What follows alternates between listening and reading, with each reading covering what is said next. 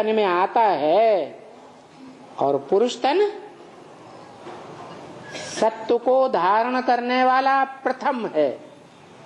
क्या नारी प्रथम है या नर प्रथम है? सत्व जो निराकार भी है, सत्व जो साकार भी है। क्या उस निराकार का जो सत्व है वो ज्ञान है, वो निराकार है, और साकार का सत्व है वीर्य। हर पुरुष हर नर में वो सत्व आता है अपने टाइम पर। क्या जन्म लेते ही नहीं होता है? जन्म लेते ही होता है? नहीं, पक जाता है, परिपक्व हो जाता है? उसे कहा जाता है वयस्क। क्या कहते हैं? बालिग, सगीर। तब वो सत्व पकता है। उसमें भी ऐसे ही है। जब पूरे 5000 वर्ष हो जाते हैं, भूत भविष्य वर्तमान तीनों काल हो जाते हैं, पूरा चक्कर हो जाता है, और उस चक्कर को वो आत्मा क्रॉस करती है, जिसमें प्रवेश करता है। जब क्रॉस करती है तो उसमें तीनों काल का ज्ञान आ जाता है। वो उस ज्ञान को उस समय धारण करके हमेशा नहीं रख सकता। इसलिए ब्रह्म वाक्य मुरली में बोला, मुझे तलक हो जाती है। क्या मैं ठहर नहीं सकता, और मैं इस सृष्टि पर आता हूं। नई सृष्टि रचने के लिए, नया परिवार बनाने के लिए, वसुधैव कुटुंबकम बनाने के लिए, सारी वसुधा सारी पृथ्वी को अपना कुटुंब परिवार बनाने के लिए मुझे क्या चाहिए? माता चाहिए। तो जिस तन में प्रवेश करता हूं वो तो पुरुष है,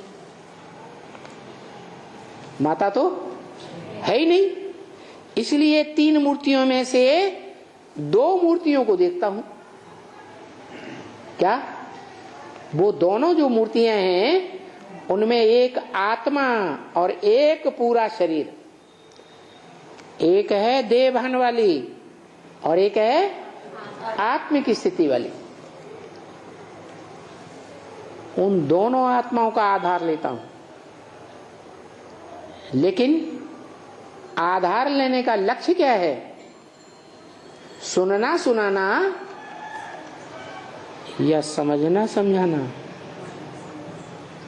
सुनने सुनाने को भक्ति कहा जाता है, और समझने समझाने को ज्ञान कहा जाता है। तो मेरे आने का लक्ष्य क्या है? ज्ञान का बीज डालना। अहम ज्ञान, अहम बीज प्रदपिता। मैं ज्ञान का बीज डालने वाला पिता हूं।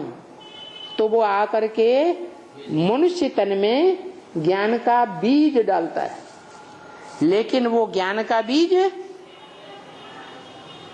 नर में डालता है या नारी में डालता है? नर में डालता है, और नर को पुरुष कहा जाता है। और ब्रह्म वाक्य है मुरली में, इस दुनिया में जितने भी पुरुष हैं वो सब Duryodhan Dushasan, A to Z। चाहे ब्रह्मा नामधारी दादा लेखराज हो, चाहे शंकर हो, चाहे कोई भी देवता इस पति दुनिया का हो, पुरुषार्थी, सब पुरुष, सब दुर्योधन दुशासन। उनके अंदर जब वो सत्व की शक्ति आती है, चाहे साकार शक्ति चाहे निराकार ज्ञान की शक्ति, सत्य, तो वो उस सत्व को अपने अंदर धारण करके क्या रखते हैं। जैसे कोई नौजवान होता है तो उसके अंदर सत्व आता है ना, शक्ति आती है ना, नहीं आती? सत्व की शक्ति, सत्य आती है, सत्व आता है। उस सत्व को जो कन्या माता धारण करती है सच्चाई से, वो सती कही जाती है। बाकी वो पुरुष नहीं धारण कर सकता जीवन भर। ऐसा कोई पुरुष, ऐसा कोई नर देखा हो, सुना हो तो नाम बताओ। इस दुनिया में एक भी पुरुष नहीं, एक भी नर नहीं जो सत्व की शक्ति को जीवन भर अपने जीवन में धारण करके। ये परंपरा किसने शुरू की, कहां से हुई है?